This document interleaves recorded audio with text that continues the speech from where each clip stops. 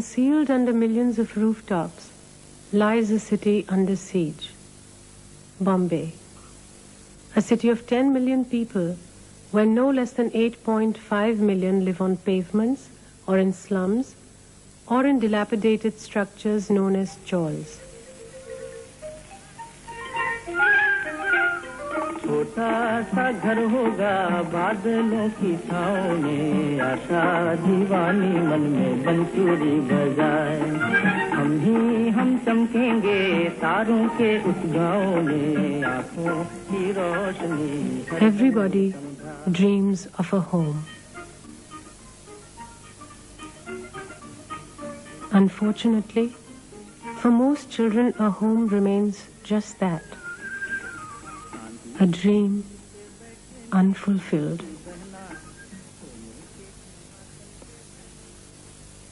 The stark reality, 44 years after independence, Mera Bharat Mahan.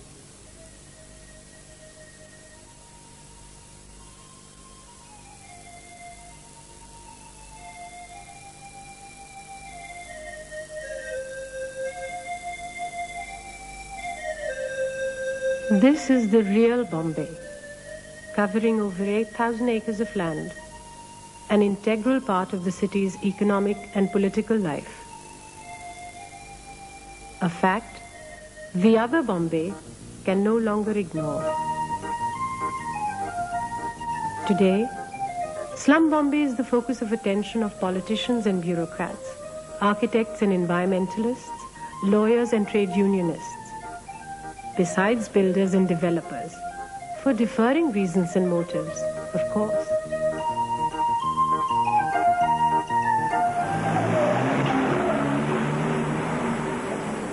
Now, of the population of Bombay, almost about 55% are people living in the slums. And this problem was not given adequate attention in the past. And for the first time, new provisions have been made under the Development Control Regulation. Now, if everybody wants to live in Bombay, you see, there's no way, we can have that type of land available there. Then we say that the land is too short. So we say, okay, everybody should start living in flats, or we sort of want to have very dense settlements. And poor people who cannot afford land, or who do not have access to land, which becomes very expensive, then they are pushed into squatter settlements.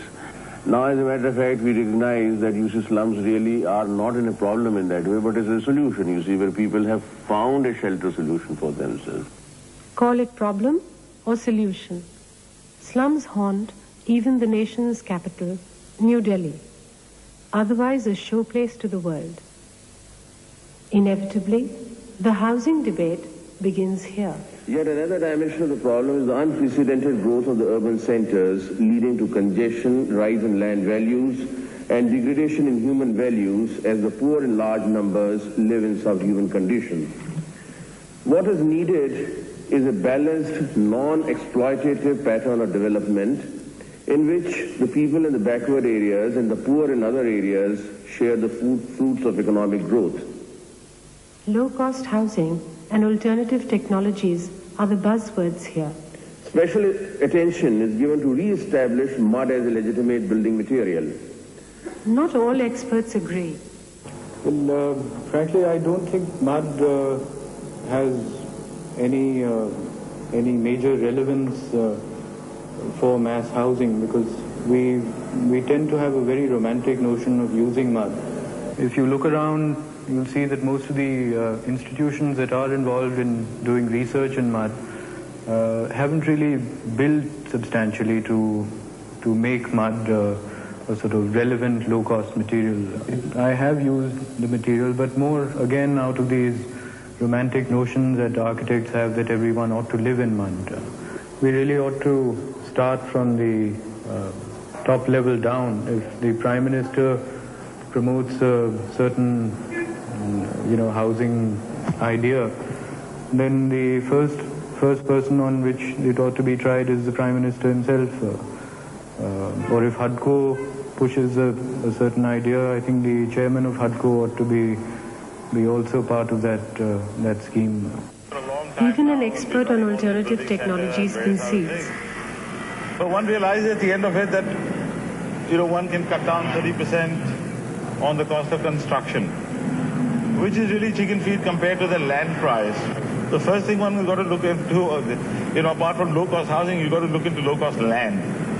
And the main problem in land cost having spiraled the way it has is primarily to land-owning agencies or the government agencies getting into business, which they had no business to be in. Indeed, when it comes to the business of land, the government shows remarkable enterprise. In Delhi, for instance, the state itself is the criminal. You have the Delhi Development Authority, which is supposed to be responsible for housing and so on and so forth. What they are doing is they are acquiring land from the farmers at, let's say, a rupee a unit, and then selling it at 500 rupees or 700 rupees a unit. Paradoxically, the Janata government of Mr. Fernandes could not implement its own legislation, nor could subsequent governments. Government's own records show that the government has approximately 2,000 hectares or 5,000 acres of land available for housing the poor. Under the Urban Land Ceiling Act 1976, government was empowered to take this land at a rupee a square foot, and this land could have been given to slum dwellers at a rupee a square foot. Now, will the government give this land to slum dwellers? Will the government implement the Urban Land Ceiling Act 1976? Government says today that it intends to scrap the Urban Land Ceiling Act, that it does not intend to give any land to slum dwellers, and this land which it can give at a rupee a square foot, it is going to sell on the black market, on the open market, for 1,000 rupees a square foot to private builders. Today, vested interests find increasing support among people in power to scrap the Urban Land Ceiling Act altogether. Meanwhile, the pressure on existing land, especially in slums, takes new dimensions. आज सवेरे हम लोगों ने देखा कि एक Popatlal builder, ऐसे हम सुनते हैं कुराड़ विलेज से, वो देख रहा है कि ये जमीन बहुत अच्छी है दुकान लाइन डालने के लिए, तो हम यहाँ दुकान लाइन डालेंगे। 10-12 टपोरी लोग जमा किए, 10-10 हजार रुपए दे दिया उनको, बीएमसी में पैसे दे दिए, पुलिस स्टेशन में पैसे दे दिए, चलो हम बांधेंगे, जबरदस्ती बांध दी। फिर यूनिटी संघर्ष, चलो सब लोग जमा हो जाओ। बीएमसी ने लिखित दे दिया हम लोगों को कि हम इसको छूने वाले नहीं है, हमारे जोन में नहीं आता है, हम इसको तोड़ेंगे नहीं, अपना सुरक्षा आप लोग ही करो। तो फिर ये लेटर सब पब्लिक को दिखाए कि ऐसी ऐसी बात है, बीएमसी आपको सुरक्षा नहीं देने वाला है। There are other, more subtle forms of land grab. Foreshore Cooperative Housing Society is a society of which members are exclusively members of the High Court of Bombay or the Supreme Court. They have been given this land, which had been reserved for housing the dishouse, at a nominal rate of lease rent of 6.5% of a market rate of 1,050 per meter, which means the land has been given virtually free. In this particular case, the judges went and begged for concession from the chief ministers like Kandule and Sharad Pawar, who were generous enough to oblige them and give them land which had been reserved for housing the dishoused. Even in death, some people are more equal than others. In Delhi, the dead have more land than the living. You are creating a massive graveyard in Delhi for the rich, for the rulers. Nothing could be more obscene. Contrast this with the plight of the living and our increasing insensitivity. We have the famous Olga Tellis case in the Supreme Court, where it was argued before Supreme Court by the Government Council. They said, you know, my lord, today these slum dwellers are in the slums. Tomorrow they'll come onto the pavements and the streets, and the next day they'll be squatting here in the Supreme Court. And the Supreme Court held in Olga Tellis' case that the right of the middle-class person to walk on the pavement and presumably walk his dog on the pavement is a far superior right than the right of a pavement dweller to live on the pavement. Pavements are meant for walking, but do the poor really have a choice? हमारा नाम सुभाष परशुराम पवार है। हम सोलापुर जिला से आए। इस बॉम्बे में आकर करीब 20 साल हो गए हमको। 4 दिन यहाँ निकालो, 4 दिन वहाँ निकालो, 4 दिन वहाँ निकालो, ऐसे निकालते 20 बरस हमको गुजर गया है। हम आए, हमारे मुल्क में दुष्काल पड़ गया है। वहाँ कोई मजूरी नहीं है, हमारा कोई खेती बाड़ी नहीं है। मजूरी 4-5 रुपये में हमारा पेट भर नहीं सकता है। गावामध्ये काय आम्हाला शेत नाही ना, बाडी नाही, आम्ही नुसते राहणार वरच्यावर. इथनं मग तसं करता करता इथं जर नोकर लागली तर आम्ही इथं राहू. मुलकाला जर आमची सुई लागली तर आम्ही मुलकाला राहायची आमची तयारी आहे. लोटपरीला काय दिवस काढले, काय दिवस बांद्र्याला काढले, काय दिवस माहीमला काढले, काय दिवस दादरला काढले आणि शेवटला आम्ही इथं आला. बाहेर गावाला जागा हाय, पण तिथे गेल्यानंतर काय करते तिकडले लीडर लोक पैसे मागतात. आमच्याजवळ 2,000-3,000 पैसे मागतात. आमच्याजवळ तर दाट टोकरायला पैसा नाही आणि आम्ही 2,000 आणि 3,000 रुपये द्यायचे कुठून. The fact is that the city of Bombay needs its pavement and slum dwellers. Dharavi, Asia's largest slum, is an island of small industry.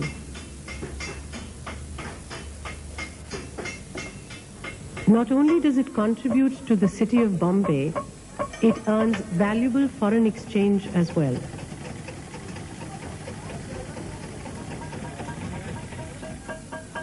Yet the authorities continuously unleash their might on the hapless slum dweller.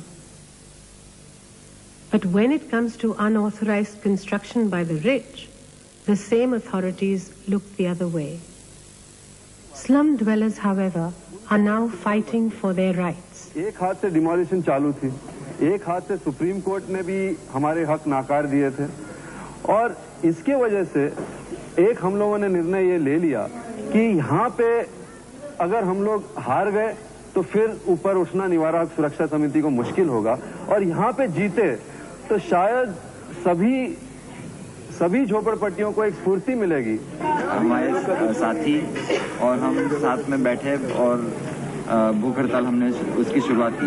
उसके दूसरे दिन फिर शबाना आजमी ने भी साथ हमारा दिया, वो भी आके बैठ गई भूख हड़ताल के लिए और 4 दिन के बाद हम लोग कामयाब हो गए. सरकार ने भूख हड़ताल को वापस लेने का ये किया कि आप भूख हड़ताल वापस दीजिए, हम दूसरी पर्यायी जगह आपको दिलवा देंगे.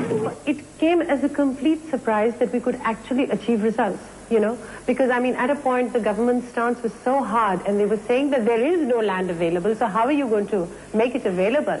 And then at 3 o'clock in the afternoon, they realized on a Friday that on Saturday and Sunday, because the newspapers were paying it enough attention, and on Saturday and Sunday it was going to be carried in all the papers, and so they ought to do something for it. And hey presto, within 15 minutes this land was available. So it came as a surprise, and it also brought in a great spirit of optimism that we struggled and we achieved results. लेकिन आगे government ने कुछ भी मदद देने के बारे में नहीं सोच रहे, कि मतलब इसलिए है कि ये ऐसे हमें आगे कुछ करना है तो आगे संघर्ष लड़ना ही पड़ेगा. मगर हमारे लिए ये प्रेसिडेंट है और हम ये लोगों को कहते हैं कि ये जैसे हमने संघर्ष करके ये जगह जीती है, वैसे जो भी संघर्ष करेगा ये एक ही तरीका है कि आप लड़ो अपने हक के लिए, फिर ही कुछ मिलेगा. ऐसे चुपचाप बैठने से कुछ बम्बई में मिलने वाला नहीं. अभी हम लोग नहीं करते थे, कुछ जगह नहीं देते थे, तो वहीं पे रहना भी मुश्किल कर देते हैं हम लोग को. अभी इधर आने के बाद मैंने किसी की क्या लगता है, हमारा घर तो अपने को मिला तो क्या है, हमको अगर आगे संघर्ष करने की क्या जरूरत है, ये सोच रहे थे. तो मुझे नहीं लगता ऐसा नहीं होना चाहिए. जरूरत पड़ता तो हमारा अपने बस्ती के लिए संघर्ष करना चाहिए. जब हमको मदद किए लेना, इसी तरह से दूसरा बस्ती के लिए अपन संघर्ष करना जरूरी है. In the 80s, major World Bank and Prime Minister's grant projects were announced for slum Bombay amidst the usual fanfare. The 100 crores of rupees which Mr. Rajiv Gandhi, when he was the Prime Minister, allocated for Bombay's development, some plans were made by the then state government. The PMGP has done excellent work in urban renewal. They have done some good work in Dharavi also. But there is definitely some scope for improvement and all that. Of course, under the given system, we can't expect completely clean things to come out. There is an element of malpractice, there is an element of even from society side, slum people side, as well as bureaucratic system is so bad. Our Prime Minister's grand project, it has nothing but a political gimmick. It doesn't solve problem with 100 crores. Now what has happened, what is getting implemented is strictly a governmental housing with a government financing. The money comes from PMGP, they get it from HUDCO, the contract is awarded by PMGP, the people's participation is not there at all. This is a reality. As far as the approach is concerned, as a planner is concerned, or as an architect is concerned, I think they are utter failure. The PMGP government-sponsored scheme itself, completely inbuilt scheme, to throw people out from Dharavi so that these people can create one more Dharavi, thereby government create one more PMGP, continue to exist, plus people will be thrown out continually out of their own resistance, out of their survival also. This is the strategy of government. While vested interests squabble over the spoils of a mega project, a new set of rules with far-reaching consequences have just been announced. First is something like this. The government and public authorities have tried to improve slums in the past through various schemes, but they could only scratch the surface. The most important problem is the finance.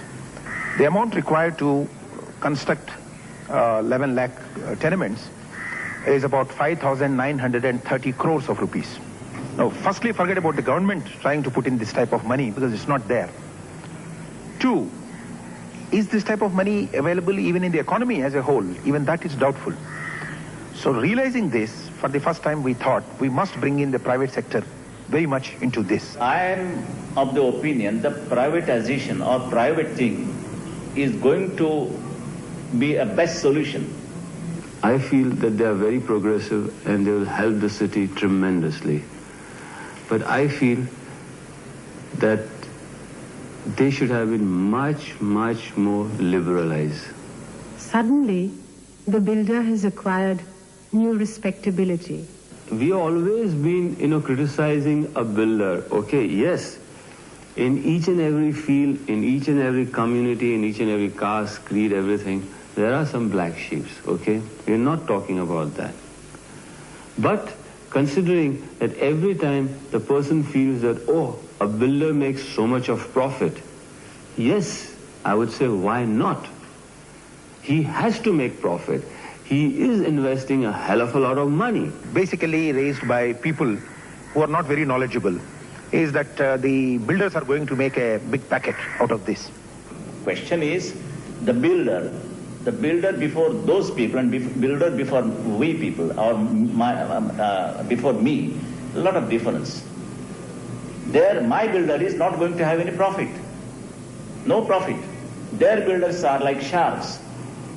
Meet one of India's most successful builders. Generally, the private builders are clubbed for development of houses for the affluent only. But it is not a correct position because now the times have changed.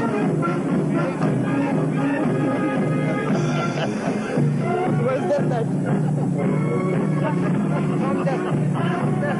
This is like a plane. You didn't expect that, okay? It is quite true when you say that normally private sector is recognized for making houses for the affluent and for the rich people. But now the trend has changed. And there are developers who are developing houses for the poor and for the masses. And the change is that private initiative, private corporate sector can also be motivated to develop houses for the economically weaker section. Not only houses, even sites and services. Why should the government alone take upon itself the responsibility? Why can't they also involve the private sector to do this? And they're willing to do it. The real responsibility, of course, lies with the chief actor on the stage, and that's government. It's not the developers. Developers don't create demand. They are just panderers to demand. Opposition is mounting against international and domestic pressure to privatize. First of all, it means that the 40-year-old policy of government to provide housing to the poor cheap for free of charge is being jettisoned. It means now for the first time, builders will enter slums, builders will make houses, and those houses will be made principally for the upper classes. Government is now saying that poor people will no longer get any money for housing from government or government agencies. That's the first thing.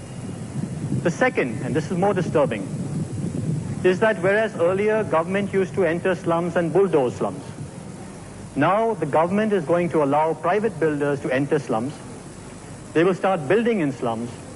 They will bring their private armies in, their private gunda gangs in, and these gangs will, by a combination of persuasion and force, push the slum dwellers out and build in the places of slums high-rise apartments. We should not forget that the state itself is owned by the private chap today. And he is utilizing the state in whatever way possible in his own style for his own purpose. Just now, of course, the catchword is privatization. And in the next 6 months to 1 year, if we do not roll back this whole IMF, World Bank and privatization fraud that is being perpetrated on India, then you could as well say that we are back to the company days.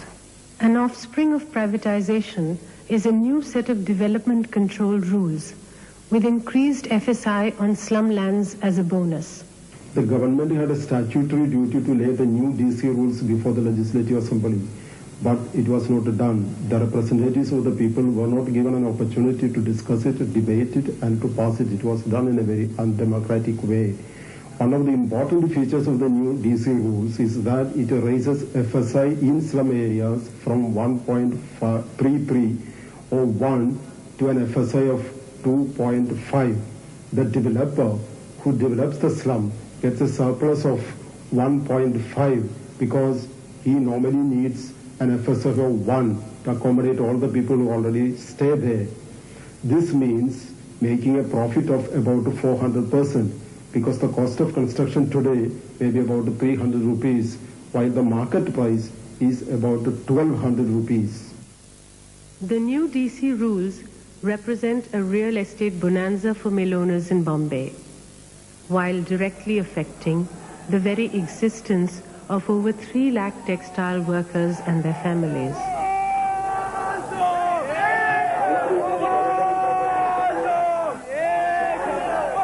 Bombay शहर में जो नया विकास नियंत्रण कायदा जो बनाया है वो मिलों के लिए यानी मुंबई शहर के बाहर लेके जाता है और मिल मजदूरों को बर्बाद करने वाला ये नियम है।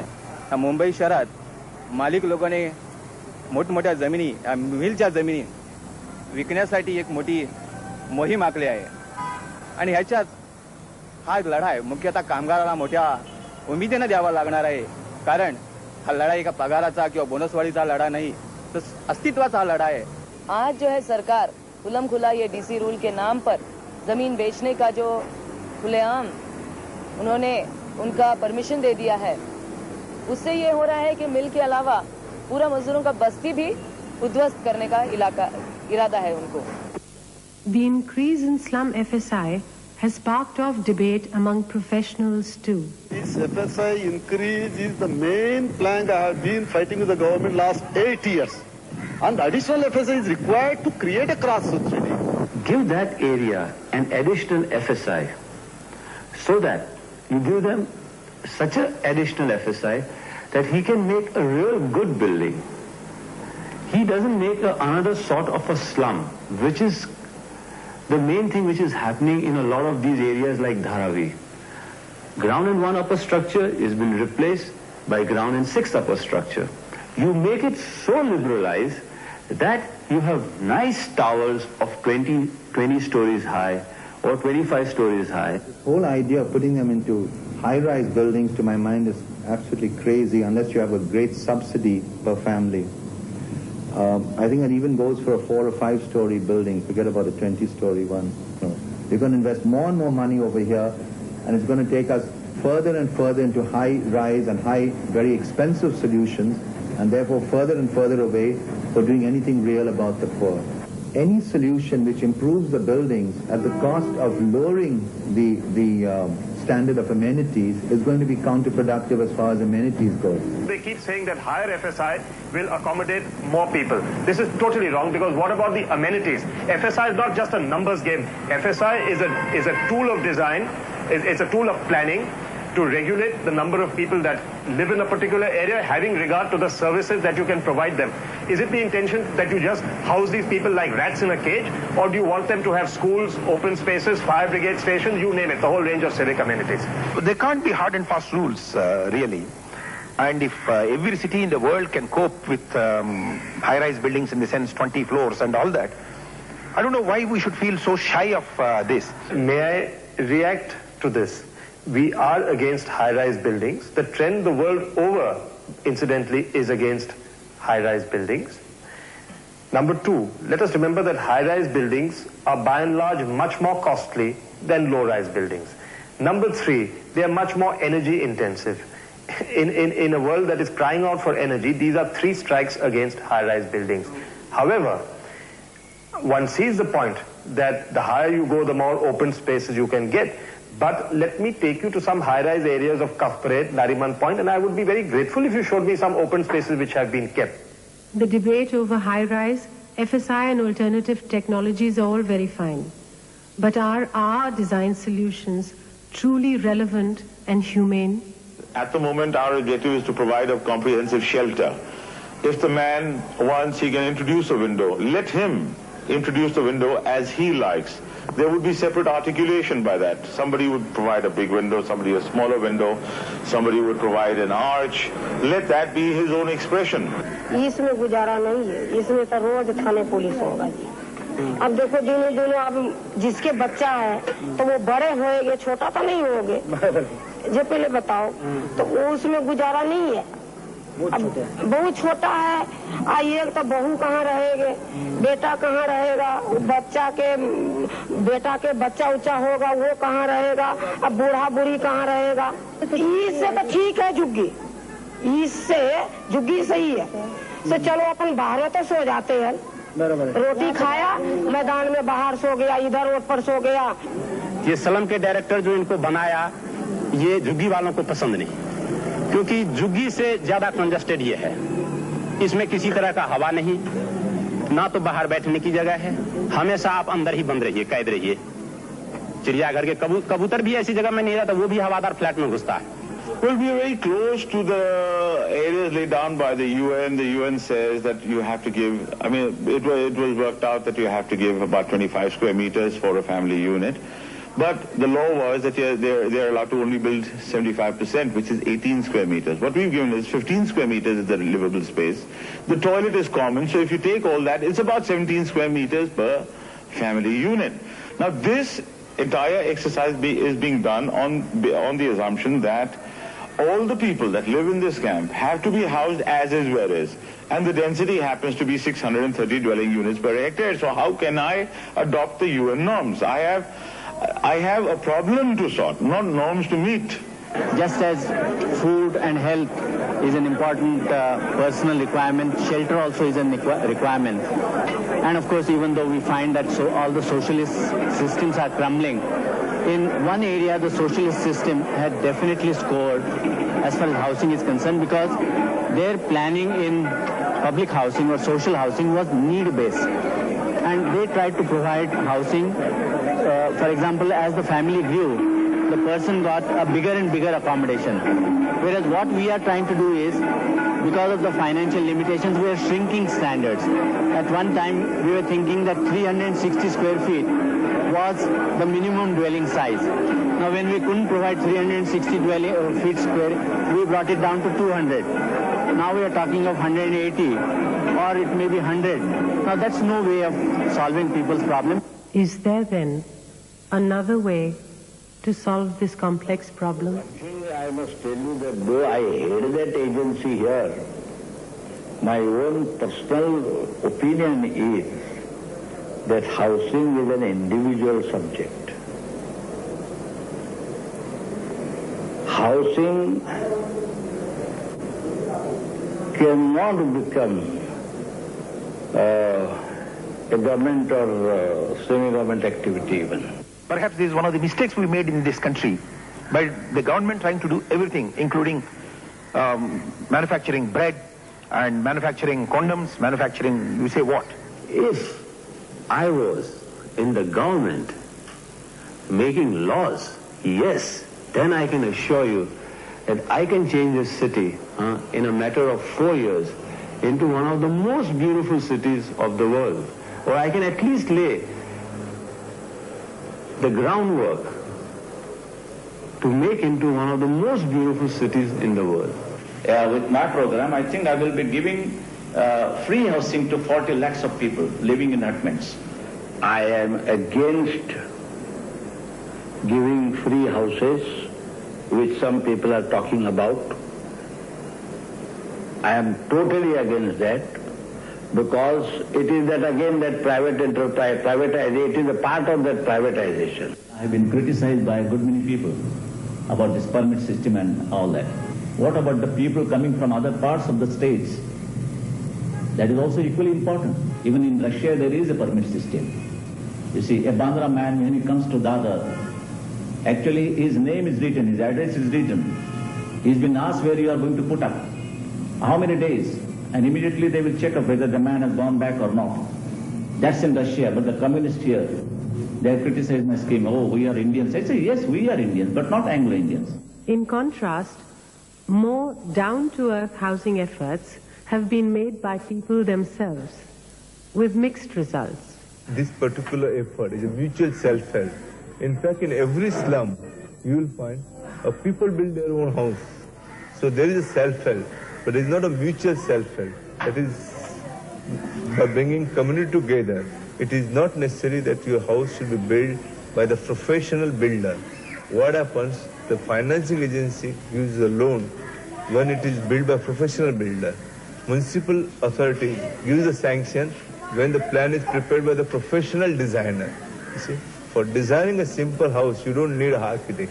If we give a site and services with a common facilities, the land will be within the reach of the people. I think many such projects can be taken up with the help of professional people who are willing to give their time and willing to contribute by way of this kind of service. They would be very happy to take advantage of such schemes, and the housing situations can be improved to a certain extent. Of course, it's no solution. Born out of struggle and sacrifice, however, another slum continues its efforts undeterred. यानी हम अलग-अलग परिस्थिति होगी तो भी हमारे पैसे की परिस्थिति भी अलग होगी तो भी हम लोग इकट्ठा रहेंगे और जैसे भी हम लोग चाहते हैं आगे अपना घर अच्छा और अच्छा बनाते रहेंगे। मगर हम लोग झोपड़ा बनावे तो एक सरीका हम लोग चाहिए, पानी जैसा हम लोग आज तक संघर्ष किया है, पानी के बारे में, लाइट के बारे में, ऐसा सब एक मिल के हम लोग ऐसा रहेगा तो हम चलेगा। अगर कोई कमजोर है या वो है और 4 आदमी उसको उठा सकते हैं तो थोड़ा उठा के अपने लेवल में लेंगे, उसे गिरने तो नहीं देंगे। बस ये है कि हर आदमी का एक जैसा बिल्कुल घर हो और सब लोगों को जल्दी से जल्दी आराम मिले। हम लोग जो है वो आपका निर्णय लेके ये करेंगे, ये प्लान बनाएंगे, लेकिन ये प्लान का मुख्य अंश यही था कि एक एक घर अलग बनेंगे, मतलब अलग प्लॉट जैसे बनेंगे, हर एक घर के साथ एक खुला जगह रहेगा और चारों घर के बीच में 2 संडास और 2 नल अभी दिया जाएगा, जो भविष्य में 4 भी किया जा सकता है। मतलब ये कम से कम इतना प्लान लेकर आज हम इस बस्ती का सुधार या घर का प्रोग्राम शुरू कर सकते हैं। Can any meaningful change take place without recognizing the very right to housing? I believe that just as education is one of my rights, just as the right to life is there, the right to live is there, if I don't have a house, and if you do not concede my right to a house, in other words, if you create conditions in which I cannot have a house, then my right to live also is questioned. If housing is my fundamental right, then my fundamental right cannot be a matter of profiteering for somebody else. So therefore, the state has to intervene. The public bodies like the municipal corporation have to intervene, and you need to go in for a wholly new kind of legislation for this purpose. This has to become a major movement in the country. Housing as a fundamental right and a struggle to make housing a fundamental right. The perception of the slum dweller as the scum of the earth must change. I am not going to accept that because he is poor, he has less a right to live than you and me. And it's apartheid of the worst kind. It's the same kind of argument that says that a white has a greater right to live than a black, or that a man has more rights to live than a woman. And it is a violation of human rights, and it cannot be accepted. The real solution then depends on the people's own struggle and sacrifice. दोस्तों, एक जिगर की बात है, हम लोगों को ये लड़ाई लड़नी है। मंजिल अभी भी दूर है, ज्यादा दूर नहीं लेकिन दूर है। हम लोगों को एक बहुत अच्छी सोसाइटी, मजबूत सोसाइटी बनानी है। हम लोगों को अपने पैरों पे खड़ा होना पड़ेगा। हमें मालूम है कि हमारे अंदर भी कुछ कीड़े मकोड़े हैं और इनको हम छोड़ेंगे नहीं। यहाँ पे सब लोगों को शपथ लेना चाहिए।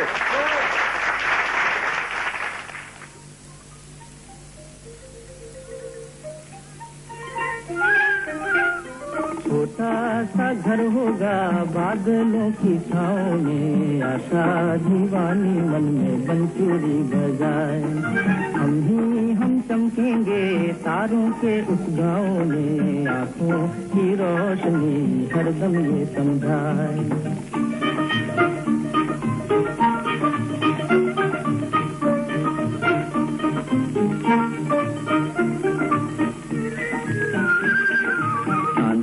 कुर्सी पे बैठे मेरी छोटी बहना, सोने के सिंहासन पे बैठे मेरी प्यारी माँ। मेरा क्या मैं पड़ा रहूँगा अम्मी जी के पाँव में, मेरा क्या मैं पड़ा रहूँगा अम्मी जी के पाँव में। आई रे आई रे आई रे आई रे। छोटा सा घर होगा बादलों की छाँव में, आशा दीवानी मन में बंसुरी बजाए।